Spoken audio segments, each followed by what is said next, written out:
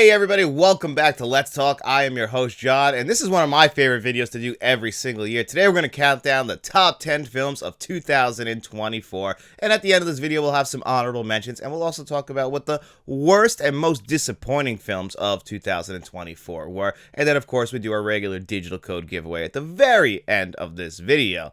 But 2024 in the world of film, it was actually a very surprisingly great year. Not the best year I've ever seen. I was going through my letterbox looking at my favorite films this year, and I had a list of about 18 films that I would consider good to great films this year, but none of them ever hit 5 stars. I don't think any of the films that came out this year, like maybe in a couple years we reassess them and they become classics, but for the most part we had a lot of 9.5s out of 10, a lot of solid 8s, some swings and some misses this year, but for the most part I thought it was actually a very surprisingly good year in the movies, which I didn't expect because of last year's strikes. I thought this year was going to be kind of a down year, and I guess in the short run it kind of was. Like a lot of movies struggled at the box office this year, while we also had some great surprises like Longlegs at the box office. What we really kind of saw also was that sequels still make the most money at the box office, so IP does make money. Maybe not necessarily comic book films, because look at how Sony struggled this year with their Spider-Man universe that doesn't include Spider-Man in it, and those movies were just pretty damn bad, but I also didn't expect them to be very good,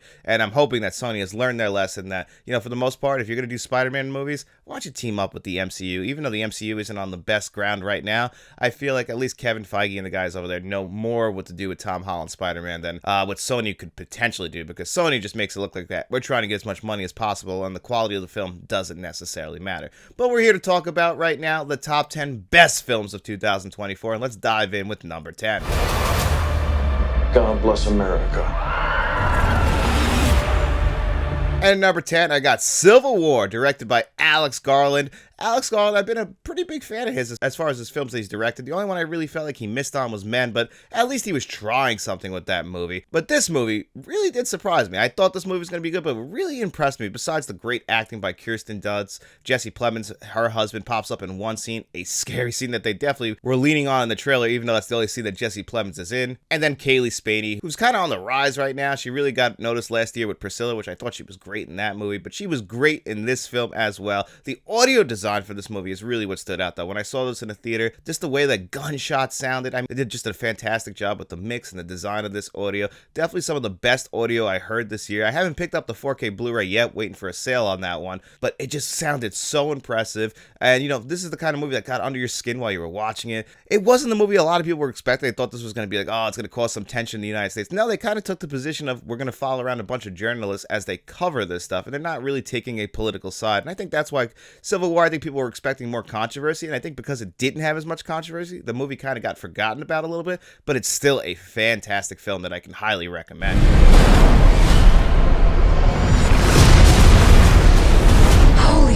And at number 9, I'm probably going to lose some of you here because I know a lot of people didn't love this movie, but I absolutely did. I have Twisters, directed by Lee Isaac Chung, and this is the sequel to 1996's Twister, but not really a direct sequel. It's really just kind of a retelling of a similar story. We don't have any kind of connection to 1996's Twister. We just have some callbacks, some little Easter eggs. The Dodge Ram that Glenn Powell drives this movie, of course, it's paying homage to the red Dodge Ram from the original one that Bill Paxton was driving. We, of course, get the will they, won't they relationship, except it doesn't involve divorce with Daisy Ridley Jones, this movie, who I also thought was fantastic. Glenn Powell became a movie star this year, really an A-lister with this and Hitman, and Hitman's a pretty damn good movie, too. The only thing is I really enjoyed it, but I kind of forgot about it, so I can't really put it on this list because I guess it didn't really stick with me, but he was still fantastic in that movie. But the thing with Twisters is, and why I would put it on my top 10 list, is it's a callback and a throwback to those 1990s and early 2000 blockbusters that I loved. I love summer blockbusters, and Twisters is the definition of a summer blockbuster. Is the acting 5 stars? No.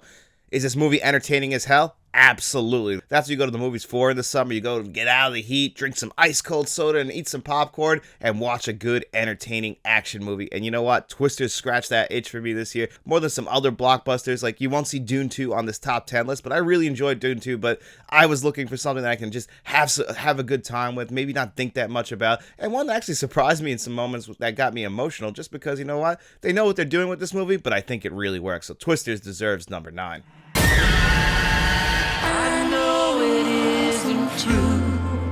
And at number 8, a movie that just came out of nowhere for me and is one of the best screenplays of 2024 is Strange Darling. And this one I can't really talk too much about because this movie is just trying to purposely mislead you. It's told in out of order chapters. So when you're watching the movie, the way that it starts off is definitely not how this movie is going to end. And it's definitely not the movie that you think you're getting into. So I don't really want to spoil this movie, but I just want to say that this is one of the best movies of 2024 with one of the best screenplays. And the acting and cinematography in this film is actually fantastic. There's a scene in this movie where they shoot food and I'm like, oh wow, this is really, it's getting me really hungry. And then they threw in some jam in there and it really threw me off. But I really did appreciate the camera work in this movie, the cinematography, the score. Really what stands out is that screenplay. And you have to see Strange Darling. Don't watch any trailers, even though they don't spoil anything in the trailer. Just try and go into this movie as blind as possible.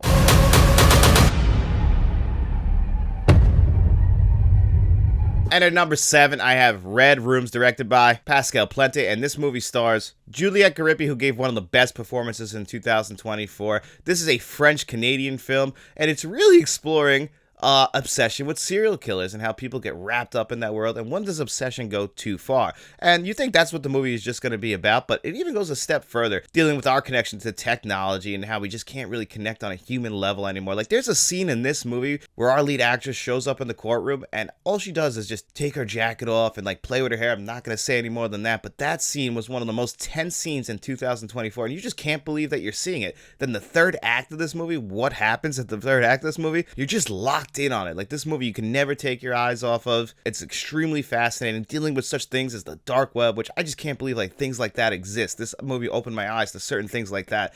I found the movie just absolutely thrilling, and it's definitely one of the tougher watches of 2024, but I definitely think it's one you should check out. We didn't, obviously. Fuck. And at number 6, a movie that took me a while to watch because I'm not necessarily the biggest Yorgos Lanthimos fan, but I'll always watch his movies because they're at least very interesting, very well done. And Kinds of Kindness, I felt like, wow, it's weird he's doing another movie so fast after Poor Things, which won Emma Stone an Academy Award last year. Poor Things I didn't necessarily love, but this movie I absolutely loved. Also starring Emma Stone, Jesse Plemons, and Willem Dafoe, amongst many other actors, including Margaret Qualley, who we'll talk about in a little while, who had a big year in 2024. And this is an anthology film, and all three of them deal with acts of kindness. And those acts of kindness might not be the necessary acts of kindness that you're expecting, but they still are acts of kindness. And all three of the segments in this movie, even though they're not connected, they do follow very similar themes. All three of them are very well acted, feature the same actors doing different things. Jesse Plemons is, I mean, what a year for him between Civil War and this movie, because he is the standout. As much as I love Emma Stone, and she's amazing in this movie, as she always is, Jesse Plemons really showed his range with these three segments in here, and they're all going to leave you thinking. And the third one, my God, the way they choose to end the third one, my jaw hit the floor, and I'm like, of course, that's something that would happen to me. So if you know this movie, you know what I'm talking about. I know not everybody loved this movie because it is definitely a little bit weird, but it was on my wavelength and is by far my favorite Yorgos Lanthimos movie. I would put this over The Lobster, The Favorite, and Poor Things any day. It's definitely the only Yorgos Lanthimos movie I can ever see myself rewatching.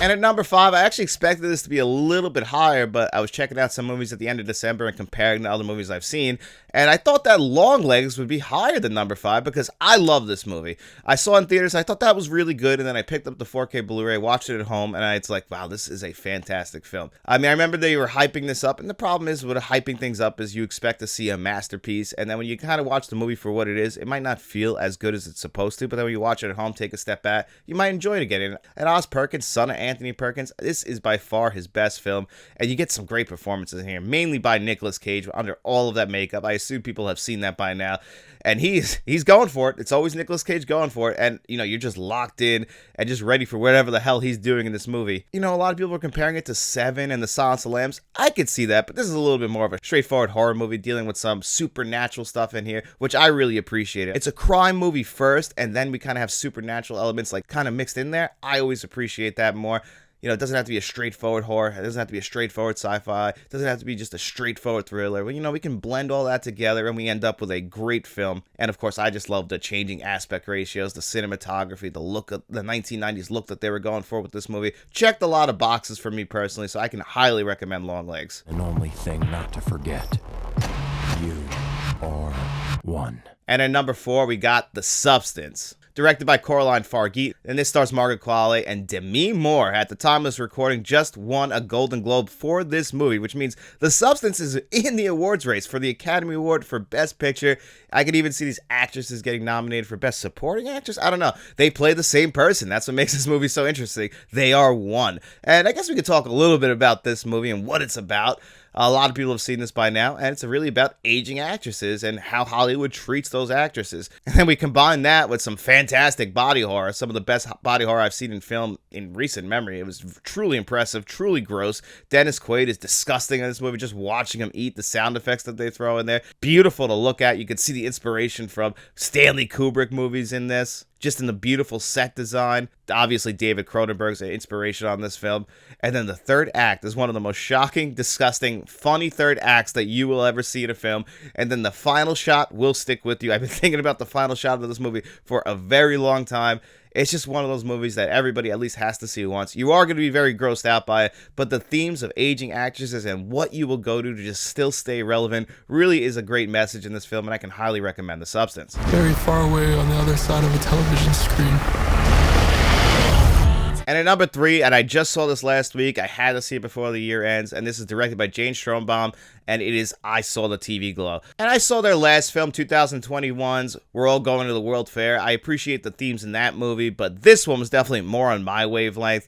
And it's an allegory for so many different things. It's an allegory for a trans person coming out as trans, living the life that they actually want to live. It's also about millennials, especially like people like me, his obsession with like TV shows and TV and movie in general, how we kind of like cast our emotions to the side and really just kind of bury ourselves in other things to kind of to distract our mind. And of course, what happens if all that stuff eventually comes bubbling to the surface? How do we deal with it? The movie takes place for the most part in the 1990s, early 2000s. So all of that nostalgia really worked on me. The score, the atmosphere of this movie was some of the best I saw in 2024. I can see this movie rising to number 1, but I've only watched it once. But in the week since I've watched this has been on my mind. I can't stop thinking about it. Probably going to grab that A24 Blu-ray so I could actually review it here on the channel and talk a little bit more freely about this movie because I'm trying not to spoil it for you guys. But just check out I Saw the TV Glow. It was fantastic.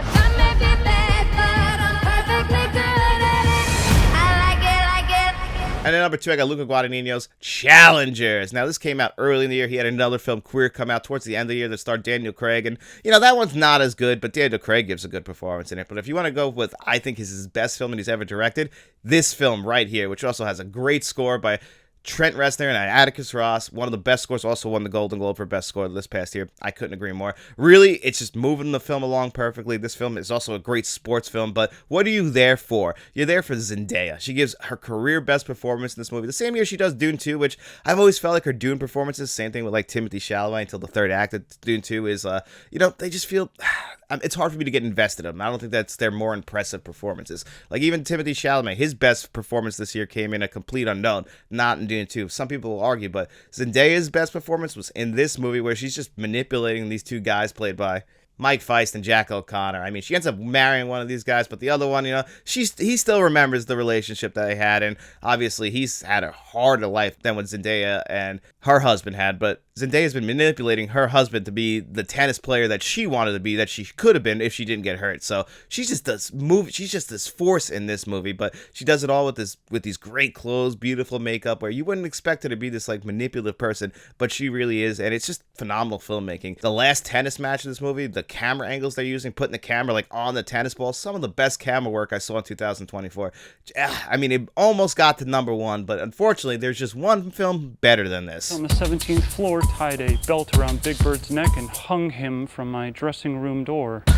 And that number 1 I have, Saturday Night, directed by Jason Reitman, son of Ivan Reitman. And this movie really took me by surprise. Like, I thought this movie was going to be good. It's obviously something that I would be interested in. I'm always interested in, like, behind-the-scenes stuff. And this is about the 90 minutes leading up to the first episode of Saturday Night Live. Big Saturday Night Live fan, big fan of comedians, especially the comedians who are portrayed in this movie, like John Belushi, Chevy Chase. You know, just everybody working on the first episode episode of Saturday Night Live and anything that could go wrong. Obviously, this is definitely over-exaggerated. Like Gabriel LaBelle, who's playing Lorne Michaels in this movie, it kind of just feels like, hey, this is a fantasy about how everything kind of did work out, even though we were in utter chaos before. And you know what? I can understand, like, okay, we're over-exaggerating, they're not telling the truth. But if you watch the movie in a bubble, it's entertaining, it's funny, and it just had me locked in the entire time. I'm hoping this movie gets a 4K Blu-ray release. I'm not going to hold my breath on it, but still, it has a Blu-ray release. It is definitely the best film I saw in 2024. Now, this could move around a little bit, but still, I absolutely can recommend Saturday Night, especially if you're a fan of Saturday Night Live and you're a fan of comedies. I think this was definitely the best one of 2024. And guys, before we get out of here today, I do have a few honorable mentions, movies that just missed my list. Aubrey Plaza's My Old Ass, I saw at the very end of the year. I thought that movie was fantastic. Lisa Frankenstein was another one that I didn't expect to be as good, but as a fan of 1980s movies, this one just kind of scratched that itch from the 1980s. I was very impressed with that one. The Fall Guy, another great summer blockbuster that just missed my list. Ryan Gosling and Emily Blunt actually had great chemistry. And again, I just love the filmmaking process, and this is showing the side of a stuntman. It's also a very intriguing story with some very funny moments. Definitely really enjoyed that one. And then the end of the Ty West trilogy, Maxine, the sequel to X and Pearl. And I would say Maxine, after watching it a couple times, is probably still the worst in the trilogy. I was really high on it when I first saw it, but after taking a step back from it, yeah, X and Pearl are probably the better movies. Maxine wraps it up nicely. I love the homages to like American Gigolo and Body Double in there. I appreciated all that, the cinematography, the 80s tone to it, the ending. A lot of people were upset with that. Felt like it kind of came out of nowhere. I appreciated the ending just because I know what they're paying homage to. But still, this movie really cooled off for me. Maybe in like a year, I'll reassess it and it'll get a little bit higher. But I really expected this to be like my #1 film of the year. So that leads us perfectly to what I think are the most disappointing films of 2024. And Maxine, Gladiator 2, like these movies just didn't meet my expectations. I had high hopes that these would be some of my favorite films of the year. Like I really liked Ridley Scott's Napoleon last year. So I had hope that, those beautiful visuals from that film would carry over to Gladiator 2. And Gladiator 2 had some pretty bad looking shots in there. It's kind of a retelling of the first Gladiator film, but at least it had Denzel Washington in there giving a great performance to really get you intrigued in the movie, because he gives by far the best performance. He's having a good time. He made some choices.